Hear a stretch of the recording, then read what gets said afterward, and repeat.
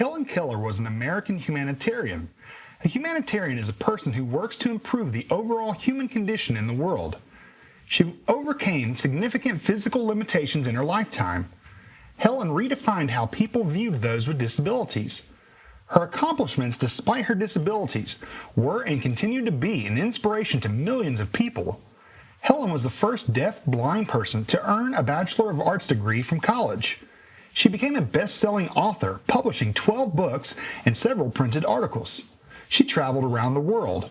She met with American presidents. She conferenced with world leaders. She kept company with celebrities.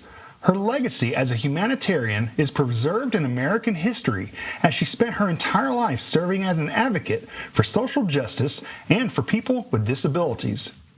Helen Keller was born on June 27, 1880. Helen's early childhood was spent with her prominent family in Tuscumbia, Alabama. Helen's father was a captain in the Confederate Army. Helen lost her sight, hearing, and speech when she was 19 months old. The exact cause of this is still unknown to this day. Helen's parents arranged for the Perkins Institution for the Blind to send a teacher that could help Helen learn how to communicate. Annie Sullivan arrived at the Keller home in 1887. Sullivan would become a lifelong teacher and assistant to Helen. Sullivan famously taught Keller how to read Braille. With intense effort and Sullivan's guidance, Keller eventually learned how to read, write, and speak. Keller was eventually able to communicate through both sign language and oral speech. Helen began attending the Perkins Institution for the Blind in 1888. She then attended the Wright Humason School for the Deaf in 1894. Helen then attended the Cambridge School for Young Ladies in 1895. She gained admittance to the Radcliffe College of Harvard University in 1900. Helen published The Story of My Life in 1903. It was her autobiography. She graduated with honors from college in 1904. Keller wrote The World I Live in 1908. The publication provided readers an insight into her feelings about the world around her. Helen was remarkably outspoken during her life on a variety of topics, including the issue of women's rights. In 1913, Keller participated in a large parade known as the Woman Suffrage Procession in Washington, D.C.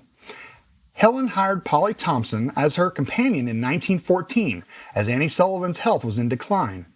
Thompson provided the assistance that Keller greatly required. Keller began working for the American Foundation for the Blind in 1924. Her work for the foundation helped provide her with a living income. Annie Sullivan died in 1936, deeply saddening Keller. Helen and Polly toured Japan in 1937. They visited a span of 35 countries from 1946 until 1957. President Lyndon B. Johnson awarded Keller the Presidential Medal of Freedom on September 14th of 1964. The award is one of the United States' highest civilian honors.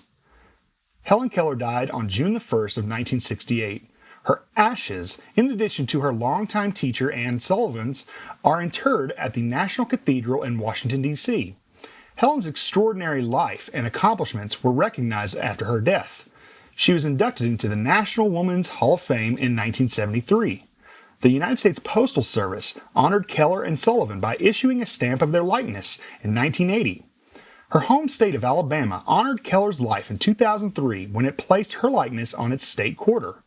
A statue in Keller's likeness was added to the United States Capitol in 2009.